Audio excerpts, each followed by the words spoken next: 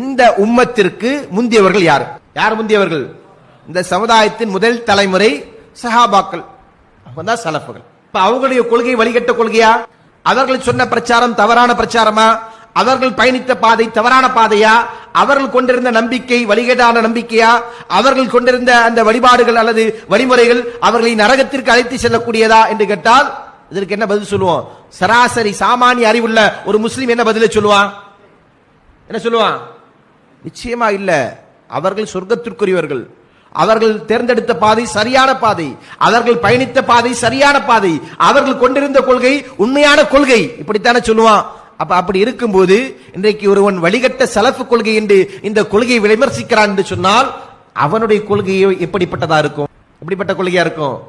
அதுதான் மிக மோசமான கொள்கை. அதுதான் இருக்கக்கூடிய பிரச்சாரங்களிலேயே மிக ஆபத்தான பிரச்சாரம் என்பதை நாம் என்ன செய்யணும்? உணர்ந்து கொள்ள வேண்டும், அறிந்து கொள்ள வேண்டும்.